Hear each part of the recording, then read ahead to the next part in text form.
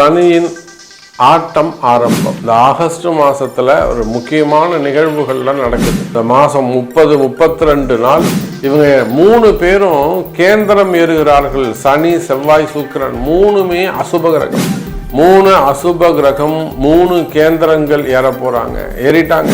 இவங்க 3 பேருடைய ஆட்டம், அதுவும் குறிப்பா செவ்வாய் சனியுடைய ஆட்டம் ஆரம்பம். இந்த செவ்வாய் சனியுடைய ஆட்டம் ஆரம்பிச்சதுன்னா அவங்கள அதாவது இது காளியும் துர்காவும் போருக்கு போனா, யுத்தத்துக்கு போனா எப்படி இருக்கும்? நிதானமாக இருந்தாலும் எதிர்த்து போரிடக்கூடிய தன்மை உடைய சனி, சூழ்ச்சி, கலகம். இவங்க தான் இப்படி சொல்லியிருப்பாங்கன்னே தெரியாது.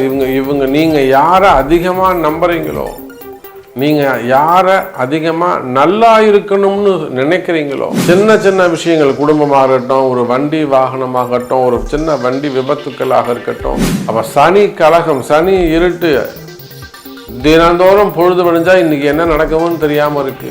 அப்போ ஒவ்வொரு நாளும் மரண பயமா இருக்கு. இன்னைக்கு என்ன நடக்குமோ, இன்னைக்கு எப்படி இருக்குமோ அப்படிங்கிற மாதிரி ஒரு ஃபீல் வருது. இந்த கஷ்டங்கள் எல்லாம் யாருக்கு? 12 ராசிக்கும் தனித்தனியாக பார்க்கலாம்.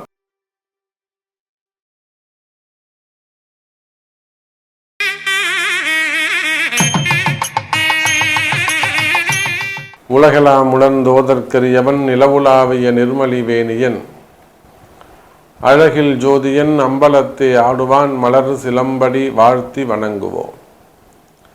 எல்லாமல்ல அம்மையப்பனாக விளங்கக்கூடிய மீனாட்சி அம்பிகா சமேத சுந்தரேஸ்வர பெருமானுடைய திருவடிகளை வணங்கி, என்னுடைய உபாசனை தேவதை அன்னை வாராகி அம்பாளுடைய மலரடிகளையும் பணிந்து, உலகம் முழுவதும் வாழக்கூடிய கடவுளருள் டிவி நேயர்கள் அனைவருக்கும் உங்கள் தாம்பரம் வாராகி ஈசனேசன் சுவாமியுடைய நல்லாசிகள், வாழ்த்துக்கள்.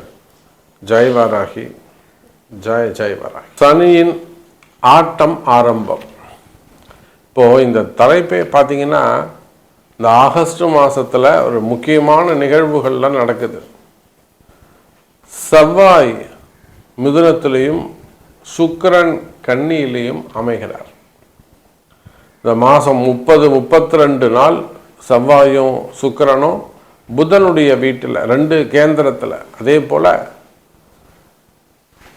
சனி பகவான் வக்ரம். இவங்க 3 பேரும் கேந்திரம் ஏறுகிறார்கள். சனி, செவ்வாய், சுக்கிரன் 3மே அசுப கிரகம். 3 அசுப கிரகம், 3 கேந்திரங்கள் ஏற போறாங்க, ஏறிட்டாங்க. இவங்க 3 பேருடைய ஆட்டம், அதுவும் குறிப்பா செவ்வாய் சனியுடைய ஆட்டம் ஆரம்பம். இந்த செவ்வாய் சனியுடைய ஆட்டம் ஆரம்பிச்சதுன்னா அவங்கள அதாவது இது காளியும் துர்காவும் போருக்கு போனா, யுத்தத்துக்கு போனா எப்படி இருக்கும்? 2மே உக்ர கிரகம். எப்படி நரசிம்ம அவதாரம் எடுத்தப்போ நரசிம்மருடைய உக்ரத்தை அடக்குவதற்கு சிவபெருமான் சர்வேஸ்வரர் அவதாரம் எடுத்தாரோ, அதை போல பாவ கிரகங்கள், அதிலும் உக்ரமான கிரகங்கள், கோபமான கிரகம் செவ்வாய். நிதானமாக இருந்தாலும் எதிர்த்து போரிடக்கூடிய தன்மை உடைய சனி, சூழ்ச்சி, கலகம். இப்போ நிறைய பேருடைய லைஃப்ல பார்த்தீங்கன்னா அந்த கலகங்கள், இவங்க தான் இப்படி சொல்லியிருப்பாங்கன்னே தெரியாது. இவங்க நீங்க யாரை அதிகமா நம்புறீங்களோ, நீங்க யாரை அதிகமா நல்லா இருக்கணும்னு நினைக்கிறீங்களோ.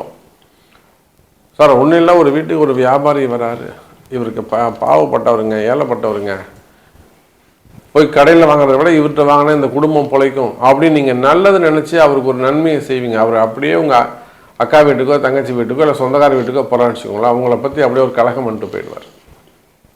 அப்போது அன்பு நேயர்களே, நீங்கள் யாரை அதிகம் பாவம் பார்க்குறீங்களோ, புண்ணியம் பார்க்குறீங்களோ, இறக்கப்படுறீங்களோ, அவங்க தான் உங்களுக்கு அதிகமாக கஷ்டத்தையோ அல்லது கலகத்தையோ ஏற்படுத்துவார்கள். சின்ன சின்ன விஷயங்கள், குடும்பமாகட்டும், ஒரு வண்டி வாகனமாகட்டும், ஒரு சின்ன வண்டி விபத்துக்களாக இருக்கட்டும். அப்போ சனி கலகம், சனி இருட்டு, தினந்தோறும் பொழுது விடிஞ்சா இன்னைக்கு என்ன நடக்கும்னு தெரியாமல் இருக்கு. அப்புறம் போய் ஒரு சாமியை கும்பிட்டு ஒரு பதிகம் பிடிச்சா அப்புறம் இன்னைக்கு அந்த நாள் சரியாக வருது. அப்போ ஒவ்வொரு நாளும் மரண பயமா இருக்கு. இன்னைக்கு என்ன நடக்குமோ, இன்னைக்கு எப்படி இருக்குமோ அப்படிங்கிற மாதிரி ஒரு ஃபீல் வருது. இந்த கஷ்டங்கள் எல்லாம் யாருக்கு? இதை தான் சனி செவ்வாயுடைய ஆட்டம்னு சொல்றது. ஒரு மருமகளாக இருந்தாக்கா இந்த மாமனார் மாமியார்கிட்ட நல்ல பேர் வாங்கிறதுக்குள்ள தலையால் தண்ணி குடிக்கணும். சில இடங்களில் மாமியார் தலையால் தண்ணி குடிக்கணும். இதெல்லாம் அவங்க ஜாதக கட்டம் தான் பேசும். குடும்பத்தில் கணவனுக்கு மனைவி அடங்கி போகிறது, மனைவிக்கு கணவன் அடங்கி போகிறது. புரியுதுங்களா? அப்போது ஒரு வேலை செய்கிறீங்க, உங்களுக்கு கீழே வேலை செய்யக்கூடியவங்க உங்களை அதிகாரம் பண்ணுவாங்க. இப்போ இந்த மாதிரி கஷ்டங்கள்லாம் யாருக்கு? மெயினாக வேலை செய்கிற இடங்களில், தொழில் செய்கிற இடங்களில், அரசு அதிகாரிகளாக இருக்கலாம், வேலை செய்கிற இடங்களில் சூழ்ச்சிகள், கலகங்கள் யாருக்கு? நான் நல்லா ஒழுங்காக வேலை செஞ்சேன், என்ன வேணும்னே இப்படி பண்ணிட்டாங்க சாமி, ஏன்னா வேணும்னே கார்னர் பண்ணி இப்படி பண்ணிட்டாங்க, எனக்கு இப்படி கொண்டு வந்து தள்ளிட்டாங்க, நான் திருப்பவும் அங்கே இருக்கணும் சாமி, ஜெயிக்கணும், நான் எனக்கு வேலை கிடைக்கணும். அப்போ இதெல்லாமே சூழ்ச்சி, எல்லாமே கலகம். சார் இந்த சனியும் செவ்வாயும் சேர்ந்தால் போர், யுத்தம், சண்டை அப்படிலாம் சொன்னோம். தேவையில்லாத வம்பு வழக்குகள், செய்யாத குற்றங்களுக்கான தண்டனைகள் அப்படிலாம் கூட நம்ம சொல்லலாம். ஸோ இதெல்லாம் கம்பைன் பண்ணி கூட்டு சேரும் அசுப கிரகங்கள், கூட்டு சேரும் தீய கிரகங்கள் யார் யார்? சனி, செவ்வாய், சுக்கிரன். இந்த அசுப கிரகங்களின் ஆட்டம் எப்படி இருக்கும்? என்ன செய்ய போகிறார் குரு? அடக்குவாரா, அடங்குவாரா? 12 ராசிக்கும் தனித்தனியாக பார்க்கலாம் வாருங்கள். விருச்சிக ராசி. ராசிநாதன் செவ்வாய் பகவான் 8ஆம் இடத்தில் அமைந்திருக்கிறார். இது ஒரு சிறப்பு. இப்போது நம்ம தலைப்பு என்ன கொடுத்துருக்குறோம்?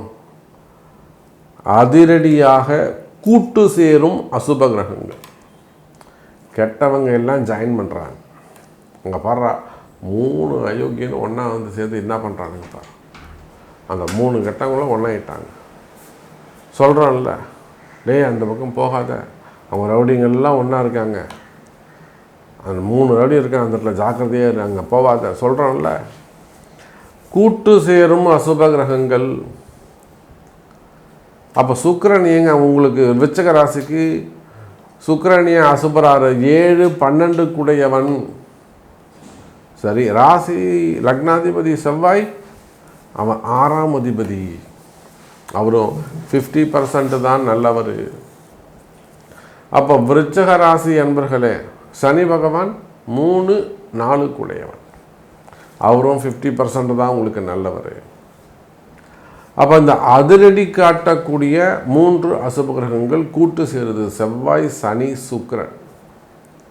இதில் குரு தான் இவங்க 3 பேரையும் தீர்மானிக்க போகிறாரு. இவங்க நல்லது செய்யணுமா, கெட்டது செய்யணுமா, விருச்சிக ராசிக்கு இவங்க என்ன செய்யணும், எவ்வளோ கொடுக்கணும், இந்த டிரான்சாக்ஷனை பூரா தீர்மானிக்க போவது குரு பகவான். அதனால தான் என்ன செய்ய போகிறார் குரு? அடங்குவாரா, அடக்குவாரா? நிச்சயமாக விருச்சிக ராசி நேயர்களே, உங்களுக்கு உங்கள் ராசிக்கு நடக்க இருக்கின்ற சில விஷயங்களை அடக்கி நன்மைகளை அள்ளித்தரக்கூடிய வகையில் இந்த கூட்டு சேர்க்கை இருக்கும். குரு உங்களுக்கு நன்மைகளை செய்ய போகிறார். ஏன்னா 2, 5 கூடையவன் குரு 9ஆம் இடத்தில் இருந்து உங்களை காப்பாற்ற போகிறாருன்னு அர்த்தம். பொதுவாக குருக்கு 5வது பார்வையில் விருச்சிக ராசி இருக்குது. இப்போ சமீபமாக சில விஷயங்களில், சில சிக்கலில் போயிட்டு வெளியில் வர முடியாமல் மாட்டிக்கிட்டு இருக்கக்கூடிய விருச்சிக ராசி நேயர்களே, ஒரு இடத்துக்கு அட்வான்ஸ் பண்ணியிருக்கலாம். ஒரு 3 மாதம் 4 மாதமாவது அந்த இடத்த முடிக்க முடியாமல் இழுபறியில் இருக்கும். அப்போ அந்த மாதிரி ஒரு சிக்கல். இல்லைனா உங்கள் காசை கொண்டு போய் யார்ட்டையா கொடுத்துருப்பீங்க, வாங்க முடியாமல் சிக்கலாக இருக்கும். அவன் இன்ட்ரெஸ்ட் கொடுக்க மாட்டான், அவன்கிட்ட கொடுக்கறதுக்கு ஒன்றுமே இருக்காது. அந்த மாதிரியான சிக்கல். இல்லை ஒரு தொழிலுக்காக ஒரு கடன் டாப்அப் பண்ணலான்னு பேங்க்கு போயிருப்பீங்க, அது இழுத்துக்கிட்டே இருக்கும். 1 மாதம் 2 மாதமாவது இன்றைக்கி நாளைக்குன்னு சொல்கிறாங்க, டாப்பப்பே பண்ண மாட்டுறாங்க. அப்போ இந்த மாதிரியான கஷ்ட நஷ்டங்கள், கடன் சுமைகள், கடன் பிரச்சனைகள், வம்பு வழக்குகள், இடதோஷங்கள், இடப்பிரச்சனைகள், தொழில் நிறுவனங்களாக இருக்கலாம், வெளிநாடுகளாக இருக்கலாம், ஒரு வளர்ச்சியே இல்லாமல் இருக்கிறது. நிறைய இடங்களில் பார்த்திங்கனாக்கா குடும்ப வளர்ச்சி இல்லாமல் இருக்கும். ஒரு நேரம் வரலும் நல்லா இருந்த அவங்க வீட்டுக்கார் இருக்கிற வரலாம், அப்பா இருக்கிற வரலும், தாத்தா இருக்கிற வரலும், மாமனார் இருக்கிற வரலும் நல்லா இருந்திருக்கும். அதுக்கப்புறம் எல்லாமே பட்டு போயிடும். இது தொழிலுக்கும் பொருந்தும். அதாவது பரம்பரையாக அப்பா தொழில் எடுத்து செய்கிறது, தாத்தா தொழிலை எடுத்து செய்கிறது, அதில் வரக்கூடிய கஷ்ட நஷ்டங்கள், பிரச்சனையே அங்கே தான் இருக்குது. எங்கள் தாத்தா நல்லா பண்ணார், எங்கள் அப்பா நல்லா பண்ணார், நான் இதை விட்டுடணும்னு எங்கள் பயமாக இருக்குதுங்க, அந்த மாதிரிலாம் சொல்லக்கூடியவங்க. அப்போ தடைபடக்கூடியது உங்கள் குடும்ப வளர்ச்சியாக இருக்கலாம், உங்கள் தொழில் வளர்ச்சியாக இருக்கலாம். தொழில் தடைபடுதுங்க சாமி, நாங்கள் பரம்பரையாக செஞ்சுட்டு வரோம், 3வது தலைமுறையாக நான் செய்கிறேன் இந்த. அப்போது குடும்ப வளர்ச்சி தடைபடுகிறதா அல்லது தொழில் வளர்ச்சி தடைபடுகிறதா? தடை எங்கே இருக்குது? தொழில் தடைகள், வளர்ச்சி, குடும்ப வளர்ச்சி தடைகள், அல்லது வீட்டில் நடக்க வேண்டிய உரிய விஷயங்கள், வருமான தடைகள், வரவேண்டிய பணங்காசுகளில் இருக்க வேண்டிய தடைகள், அதே போல் கலத்தரஸ்தானத்தில் வரக்கூடிய குடும்பத்தில் வரக்கூடிய குடும்ப பிரச்சனைகளில் வரக்கூடிய தடைகள். அவங்க வந்துடுவாங்க சாமி, அவங்க அம்மா தான் தடுக்கிறாங்க, இவர் வந்துடுவார் சாமி, இவங்க அக்கா தான் தடுக்கிறாங்க. குடும்ப பிரச்சனைகளில் வரக்கூடிய தடைகள் இவையெல்லாம் இருக்குமே ஆனால் அந்த தடைகள் விலகும். அதே போல் விருச்சிக ராசி என்பர்களே, நீங்கள் மெயினாக உங்கள் ஒரு வீடு கட்டுறது, வீடு வாங்குறது, வீடு விற்கிறது, இடம் சம்பந்தப்பட்ட பிரச்சனைகள் தீரும். இடம் சம்பந்தப்பட்ட பிரச்சனைகள் இருக்குமே ஆனால் அவையெல்லாம் தீரும். இடப்பிரச்சனைகள் தீரும். விற்காத இடம் விற்றுரும்.